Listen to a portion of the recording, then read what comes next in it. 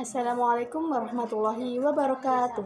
Halo teman-teman, perkenalkan saya Istijabah Hidayati, Fakultas Ekonomi dan Bisnis Islam, Prodi Akuntansi Syariah dengan NIM 403-25133. Yang saya hormati Bapak Dosen Abdul Adim, SPDI MM, selaku pengajar mata kuliah Moderasi Beragama, dan teman-teman semua. Di sini saya akan menjelaskan sedikit mengenai materi moderasi beragama dalam kehidupan berbangsa dan bernegara.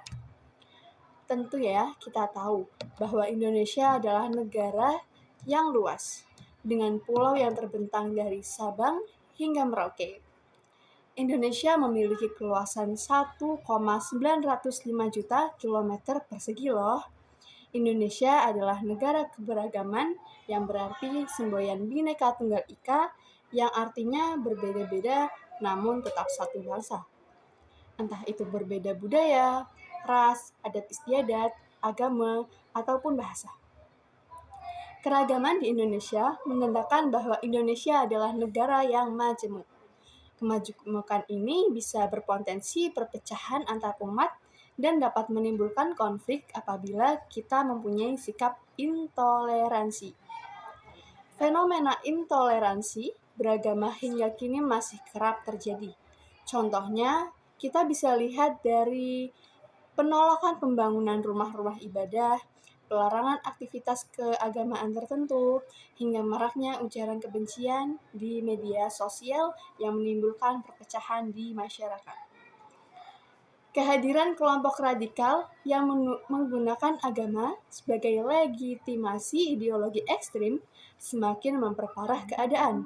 Jika persoalan ini tidak diatasi secara serius, maka berpotensi mengancam persatuan nasional serta stabilitas negara.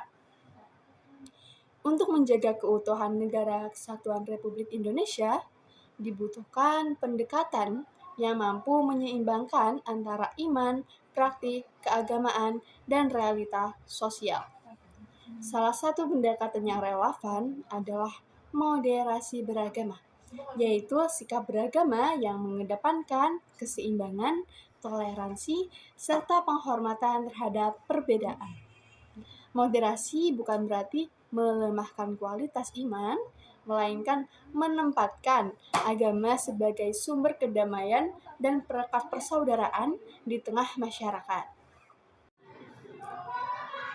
Kementerian Agama Republik Indonesia bahkan menjadikan moderasi beragama sebagai salah satu program prioritas nasional. Hal ini menegaskan betapa pentingnya sikap moderat demi memperkuat persatuan bangsa Indonesia. Konsep ini juga sejalan dengan semboyan Bhinneka Tunggal Ika yang menekankan persatuan dalam keberagaman. Dengan demikian, moderasi beragama tidak cukup dipahami untuk sebatas konsep, tetapi perlu diwujudkan dalam kehidupan sehari-hari. Penguatan moderasi beragama menjadi kunci dalam menciptakan masyarakat yang harmonis, adil, dan beradab. Peran moderasi beragama dalam berbangsa dan bernegara. Moderasi beragama memainkan peran krusial bagi keberlangsungan bangsa dan negara.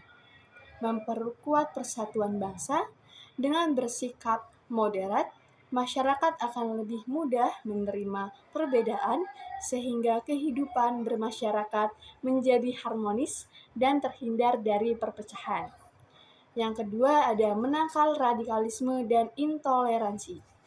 Moderasi beragama berfungsi sebagai benteng ideologi yang mencegah penyebaran paham-paham ekstrim. Sikap terbuka dan toleran akan membuat ideologi radikal sulit tumbuh di tengah masyarakat. Selanjutnya ada mewujudkan keadilan sosial. Moderasi beragama itu mendorong sikap saling menghormati, gotong royong, dan empati terhadap sesama.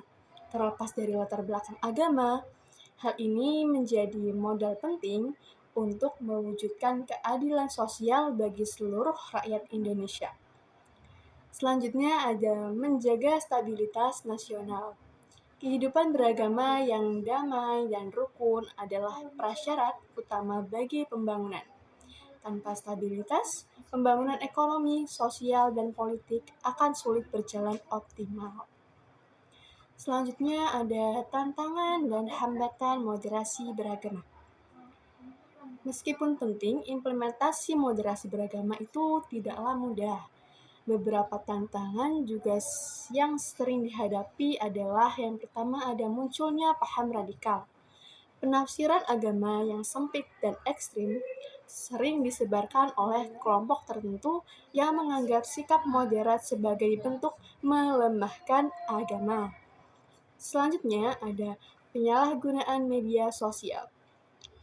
Ujaran kebencian dan hoaks berbau agama sangat mudah tersebar di media sosial, memicu polarisasi dan kebencian antar umat beragama. Selanjutnya ada kurangnya pemahaman masyarakat. Jadi sebagian besar masyarakat itu masih kurang memahami bahwa moderasi beragama tidak berarti kompromi terhadap keyakinan, melainkan wujud pengamalan ajaran agama yang toleran. Selanjutnya ada isu-isu agama dalam politik. Seringkali ya, isu agama itu dimanfaatkan oleh politisi untuk kepentingan elektoral yang pada akhirnya dapat memecah belah persatuan bangsa. Upaya untuk mewujudkan moderasi beragama diperlukan kerjasama dari berbagai pihak untuk mewujudkan moderasi beragama. Yang pertama ada pendidikan. Penanaman nilai toleransi dan kebinekaan harus dimulai sejak dini, baik di lingkungan keluarga maupun di lingkungan sekolah. Selanjutnya ada peran dari tokoh agama. Tokoh agama memiliki peran sentral dalam memberikan teladan yang menyampaikan ajaran agama secara damai, menyejukkan, dan toleran. Selanjutnya ada peran pemerintah. Pemerintah juga perlu membuat kebijakan yang mendukung kerukunan umat beragama, termasuk melalui program-program edukasi dan dialog. Selanjutnya ada peran moderasi beragama dalam mendukung pembangunan nasional sekaligus menciptakan keadilan sosial di seluruh rakyat Indonesia. Ya, jadi moderasi beragama memiliki relevansi yang sangat kuat dengan pembangunan nasional. Karena kerukunan antar umat beragama merupakan fondasi utama bagi stabilitas negara. Tanpa stabilitas, upaya pembangunan di berbagai sektor seperti politik, sosial, dan ekonomi akan sulit tercapai. Sikap moderat mendorong masyarakat untuk hidup dalam suasana damai, saling menghargai perbedaan, dan menjunjung tinggi nilai persatuan, yang pada gilirannya akan menciptakan iklim yang kondusif bagi pembangunan yang berkelanjutan dan komprehensif. Selain itu, juga moderasi memainkan peran krusial dalam mewujudkan keadilan sosial. Dengan menanamkan nilai-nilai toleransi, gotong royong, dan penghormatan terhadap keberagaman, moderasi beragama secara langsung sejalan dengan cita-cita yang terkandung dalam Pancasila, khususnya sila yang kelima, yang berbunyi keadilan sosial bagi seluruh rakyat Indonesia. Artinya, pembangunan tidak hanya diukur dari kemajuan ataupun pertumbuhan ekonomi semata, tetapi juga dari kemampuan untuk menjamin keadilan, kesejahteraan, dan rasa aman bagi seluruh warga Indonesia tanpa terkecuali. Sekian dari saya, semoga materi tadi bermanfaat. Wassalamualaikum warahmatullahi wabarakatuh.